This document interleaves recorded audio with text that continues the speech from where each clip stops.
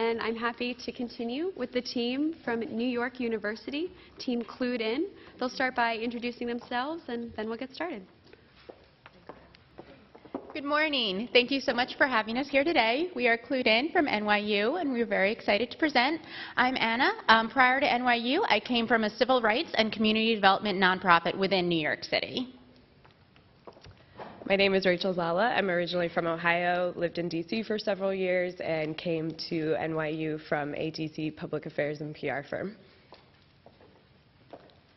Hi, I'm Christine Hahn. I'm originally from California, taught in New York City for several years, and I'm now getting my MBA at Wagner.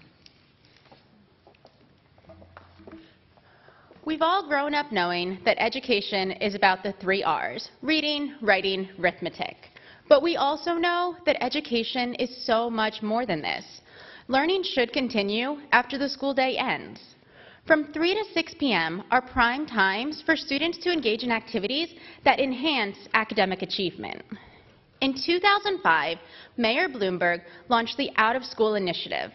Since that time, New York City has been investing, on average, $110 million per year in programs for our youth. 8 years later, an inefficiency still exists. 628,000 kids go home alone every day to an unsupervised household in our city.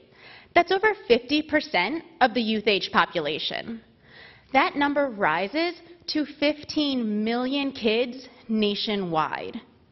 In a city that loves its advertising campaigns, it is amazing that education has fallen through the cracks. There's no marketing to alert parents to the programs that are available to them. Parents and guardians often look for 3 types of programs: private, for-profit, like your sports leagues or Kaplan; public, government-funded programs similar to the Beacon Projects in New York City; and nonprofits, think Harlem Children's Zone. But despite all of these programs, parents still don't know where to look to find resources for their kids. So they do what we do so often when we don't even know where to start, and they turn to Google. Googling after-school programs in New York City gives you millions of results in under a second. How any parent or guardian is going to navigate this list is beyond us. They do stumble upon a government site. They're given a stagnant list of organization names, addresses, and telephone numbers. Not very helpful if you're looking for a specific service for your child. Imagine a place that you could go to connect to all of the resources in your community. A central location where you could connect to other parents and guardians and service providers to get the best information about the programs available to you. Imagine Clued In. You would think this exists. It seems so logical. In an age of social media where we can find the best restaurant or all of the information you could possibly want on your favorite song, it is astonishing to realize that this does not exist. Clued In will be the first. We are excited to show you how it works. Rachel? Thanks, Anna. So imagine you're a parent, and for the first time, you can now point your browser straight to Clued In. Since you're a first-time user, we'll ask you to set up a simple user profile. We'll ask you whether you're a parent or guardian, a teacher, or a student, and then enter in some very basic demographic information, which allows Clued In to provide you with a completely customized experience while navigating the platform. Once you've entered in that information, you're brought right back to the home page. This is where you have one of 2 very easy choices. If you know what you're looking for, you can enter it into the search bar above, or you can also browse one of the more broader categories, such as tutoring services or test prep. So let's say you know you're looking for a math tutor in your area.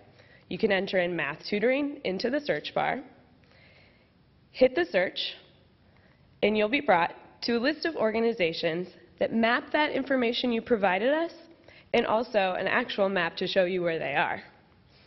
You can now browse through the list of organizations, see an average cost and the average user rating, and click on one that looks like it might be best for you. You're now brought to the organization's profile page. Now this is where you can read a much more in-depth description of the organization's services, a direct link back to the organization's website, and even see pictures of inside the organization. And most importantly, you'll be able to read reviews from other parents, guardians, and teachers just like you. You no longer have to make this decision about where to send your child after school alone. Okay, let's say you don't know exactly what type of organization you're looking for, and the teacher at school told you your child was having some behavioral issues in class. You can also search a broad query like this, and you'll still be brought to a list of organizations that might meet that need. And a really cool thing about Clued In is what we like to call our collaboration corner. This is an area of the website that aggregates comments, suggestions, events going on in the area that are posted by other parents, guardians, and teachers. And it's all aggregated based on that search query you entered. So for example, you entered behavioral issues, and you were brought to a conversation going on about a free walk-in clinic near you, or a free support group near you about behavioral problems. You can now post a question yourself, direct message another user, or post one of your own suggestions. So that's Clued In a nutshell. Christine? Thanks, Rachel. So, good data, good policy. The hidden aspect to Clued In is that we will collect the data. Data that shows us what users are searching, what the ratings and reviews say, and what the topics of conversations are among users. This is all information that can then be passed back to government agencies and policymakers, among others. This is really important because we know that effective policies and smart decisions about resource allocation are driven by good data. We'll also have a clearer sense over the overall effectiveness of the programs that already exist. So, why is this so important? Well, we know that kids who are not engaged in out-of-school time activities are 3 times more likely to skip class, which means they're more likely to drop out of school. Kids who are engaged in out-of-school time activities are 50% less likely to start using drugs, more likely to have better attendance, better work habits, and higher grades. Think of what that means for those 628,000 kids in New York City who currently are not enrolled in these kind of programs. We can also think about the net benefit to society. We know that participation in out-of-school time programs lead to lower remedial learning costs, lower child care costs, lower crime rates, higher salaries, and lower welfare costs. All of this adds up to cost savings of $120,000 per child. But it doesn't just affect the child. It affects their parents, too. Think of all the time and stress involved in making sure your kid is safe, secure, doing their homework, and staying out of trouble. This is all time that's lost from work, which leads to decreased productivity. This is costing U.S. corporations and employers up to $300 billion annually.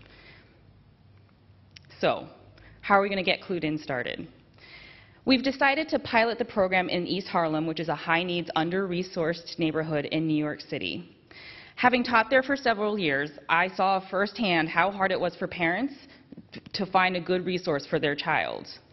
We've reached out to parents and teachers from local schools in the area who are on board and ready to work with us, as well as several local organizations like the Children's Aid Society and the New York Urban League.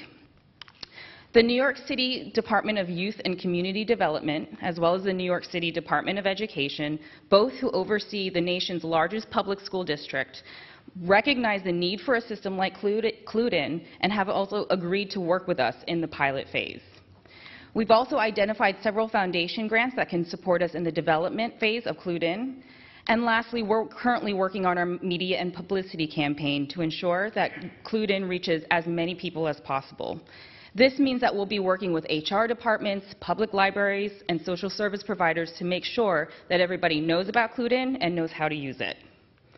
So, to sum up, 1, students who engage in out-of-school time activities perform better. 2, parents, teachers, and guardians do not have a quick or easy way to access information about these programs. And 3, for policymakers who need better data, and for parents and guardians who need solutions to their out-of-school time challenges, Clued In is the answer. Thank you very much.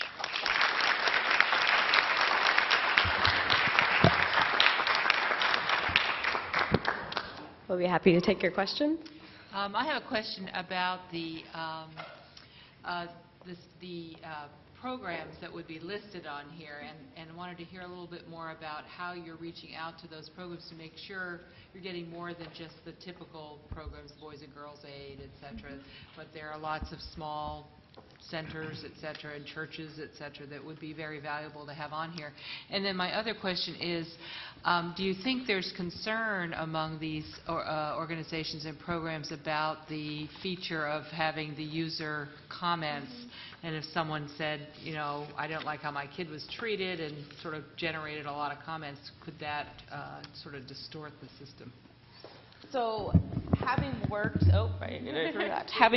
as a teacher for several years, one of the real main decisions why we decided to start in East Harlem was we have relationships with many of the organizations that are very locally based in East Harlem, which are very small organizations.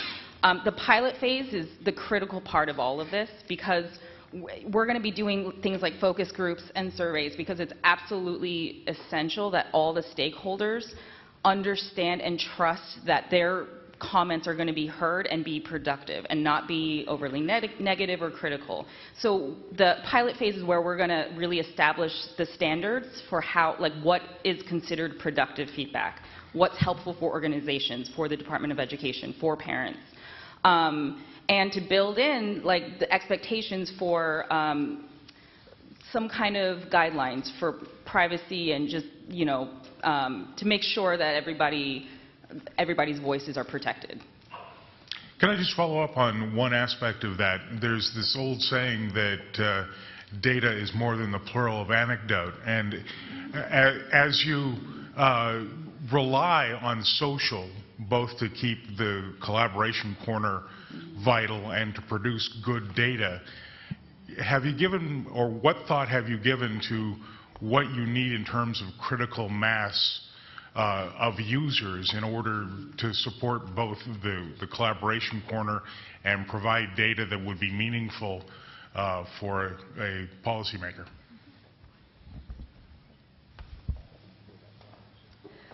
We've definitely thought about that, and that's a big, important piece of our beta launch.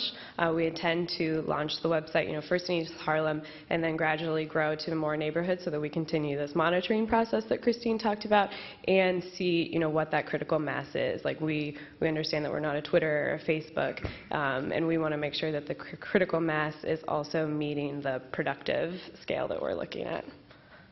And I want to say this is I don't even like to use the term because I don't want to show bias, but this is a very brilliant idea. I'm a former not-for-profit executive as well, and I would say that this is something that I couldn't even imagine wasn't already being done. But when I look at your budget that you include in Appendix B, I can't imagine how anything of this magnitude could be done without any personnel cost in it. Can you explain to me, are you counting on volunteers to provide this ongoing, and as you expand this citywide, is that realistic to think that you could not have an administrative structure to really make sure this continues to operate as you envision? So our initial budget in our proposal is based solely on our initial focus group and one-year pilot. We do understand that if this goes larger to the entire city, that we will definitely need administrative costs, which we've begun discussing. You know, our grants is focused on getting the funds for the pilot phase, and we've began discussing our business plan for sustainability through actually, you know, advertising, sponsored groups. We can have a fee for for-profits, and that data being sold eventually to, you know, people that are interested in it. So we understand that there's a sustainability model there, and that we could potentially hire on a whole staff to be in charge of Clued In. But I think even in year one, you're going to need some staffing. You list some prospective funders, and I just have to ask this question. The Bloomberg administration started this. I'm just curious why it didn't even see the flaw in this and do it itself. And secondly, Mayor Bloomberg has this challenge grant. Yeah. Is New York City exempted from applying for any of those funds? Would that be a potential source of funding for you? We've looked into that. So I think one of the biggest challenges for the Department of Education and just the New York City, mayoral office in general, is that getting real-time, up-to-date information. The number of nonprofits that pop up and then disappear within several months is actually pretty high in New York City.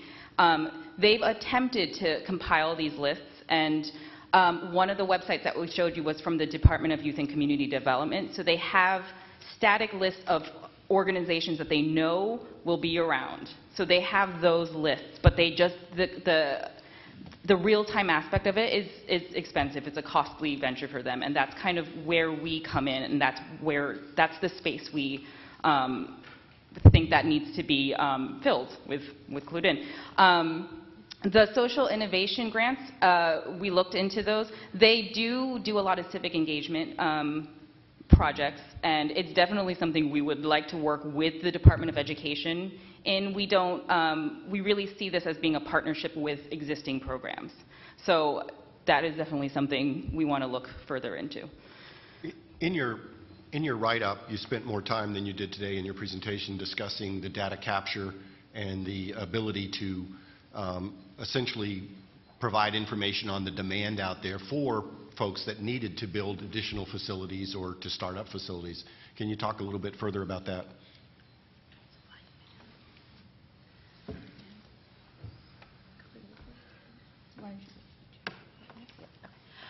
One of the things about Clued In, which we're excited about, is we don't know right now what the supply and demand is in New York City. It's actually a really interesting conundrum to be put in, because we hear that there are definitely students that need to be in after-school programs, and that's accurate. But we don't know where programs currently are. So maybe there are too many programs in a certain area and not enough in East Harlem. And this will actually allow us to map, because right now there is not a central location. As Christine was speaking about, the governments list their government programs. Nonprofits have their independent websites, but we actually don't know where all of these resources are. So this will allow us to actually match supply and demand, which is, to this point, actually been unable to be done.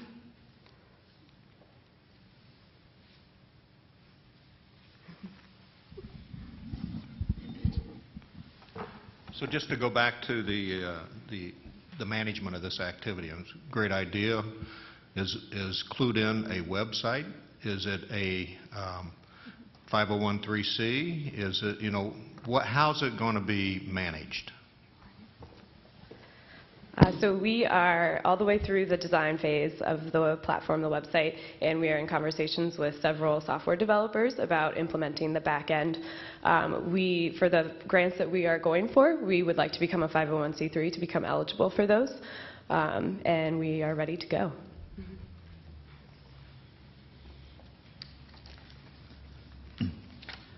Yes, I think these types of programs that connect parents to out-of-school programs is very important in school districts. So my question is, who within the Department of Education, either in the New York Public Schools or at the state level, who to date have been your champion for this program? Within the New York City Department of Education, it's been, we've spoken to Jesse Mojica's office, and he is the Department of Family and Community Engagement. And their role is really to get parents engaged in out-of-school activities. So they're one of our main champions within the Department of Education. And then in the Department of Youth and Community Development, it's Darryl Rattray, who I had actually worked with previously in my old job. And he oversees all of the Beacon projects in New York City, which is the largest out-of-school program run by DYCD, the Department of Youth and Community Development, in our government. So those two within the government sphere have really been our biggest allies and partners, and who, as soon as we brought the idea to them, they kind of had that reaction of, you're right, this is a great idea, why doesn't it exist? What do you need from us? Let's go, let's get this going. So we've been very lucky with the response that we've gotten from them. So one of the needs would be startup funding. So am I wrong in assuming that both of these entities have funds that they can apply to these types of programs? We do look to them to partner with them as well. I'm sure you know government funding can be tight. So we have also looked to the foundation grants, which we've shown up there, and all of them have a usually a two-sphere that they're looking to. One is connecting individuals to programs. That is actually a growing and a big grant area, and the other is actually education as well as family and youth. And because we fall under both categories, we're able to apply to a rather wide range of grants. No, but my question is, at that meeting where they're going, either of those parties, they're going to champion your program, was there a specific ask on your part? In other words, we need $50,000, we need $20,000, we need an amount of money to get this off the ground, other than we think it's a great idea and we like the program? So the whole idea behind Clued In is that this should not be based off of government funding. This is supposed to be run as a separate entity. The funding that they coordinate is all funding for the programs that they've identified as effective programs that they want to support. This is to be separate from the Department of Education. When we mean partnering with them, we mean partnering with them in regards to identifying the successful programs that are out there, trying to understand why they've decided to go with certain programs and not with others, and just kind of, again, just more from a strategic point of view, looking at why they made the choices they've made. But the funding, we hoped for it to be a separate thing altogether. Can you talk a little bit about scalability? You've talked about your budget being just the initial pilot in East Harlem, and yet this program seems like it would benefit really all of New York City who needs that, and you're talking with the New York City Department of Ed. How long are you estimating the pilot will take, and when would you be able to scale it up, and is it in levels or right to the whole city? And I'll talk. Okay, so this is our timeline, which is very large. So the pilot phase, we want to start immediately with the focus group. That we want to take advantage of the school year, and we would get started right away and use the rest of the school year to get parents and teachers involved. In terms of the scalability, it really, we don't want to move past the pilot phase until we have concrete data, because we want to take that information to potential funders to show them the potential impact of the program, and to show them, like, these are organizations that have already participated. We want to minimize the risk involved. And so we envision within a year of being able to scale it to more neighborhoods. Again, we can't say with 100% certainty if we can scale it to New York City, all 5 boroughs. Our thought, though, on a national scale, this is, again, very long term, but because New York City is so complicated, if we can successfully get this network up and running in New York City, it will most likely be easily applicable to other urban areas as well. So that's why we're taking our time with the pilot phase, expanding it to more neighborhoods than New York City, than other areas as well. And will, in order to be scalable, will the application be in the public domain, or would your nonprofit be the one that would own that, or how would that work to be scalable beyond New York City? So we would keep it, cluedin.org, and it would be, cluedin.org/New York/Houston/Chicago. And we were even talking last night creatively about how we could change the skyscape on the platform's homepage. Just quickly, looking at the timeline, so this program would be up and running in 2014 school year? Because you're developing the platform through March of next year. With a launch in April of 2014. So the program, I'm just looking at the timeline. So all of the front work will be done for a program to begin in April of 2014, pursuant to the timeline. Am I correct? Correct. Yes, thank you. I think there is a dimension that you are overlooking that could really help you. And it goes back to your very introduction. When you say that Mayor Bloomberg and his administration recognized this tremendous void, created a program, put $110 million a year in it, and more than 50% of the intended target audience is not benefiting from it. I think that you need to recruit them as your ally. You need to go and say, this is a service to make all the money that you're spending more effective and more efficient. So here's what I'm prepared to do for you. I'm going to cease being a judge of this competition at about 2 o'clock. Okay. The Chancellor of New York City Schools is a very close and dear friend of mine and a former colleague.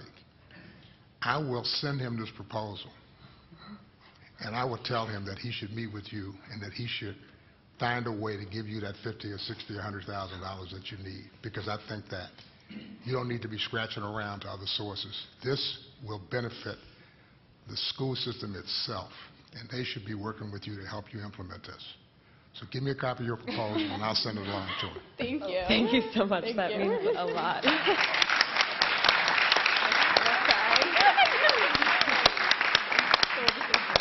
Thank you. Mayor, you're not supposed to be in the Shark Tank. I know. I've been there.